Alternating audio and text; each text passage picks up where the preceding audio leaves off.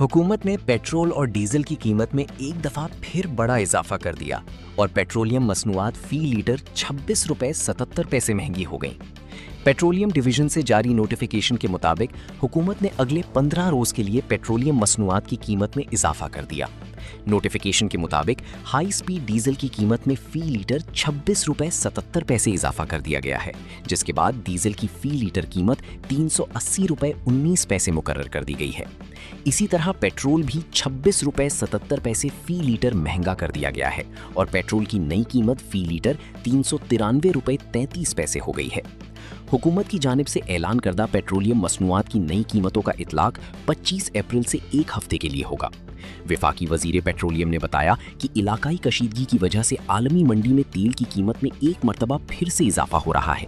तेल की बढ़ती हुई कीमतों के दबाव और आलमी शराकतदारों से मुआहिदों की वजह से हुकूमत को तेल की कीमतों में इजाफे का बोझ मुंतकिल करने के लिए इकदामात करने पड़ रहे हैं।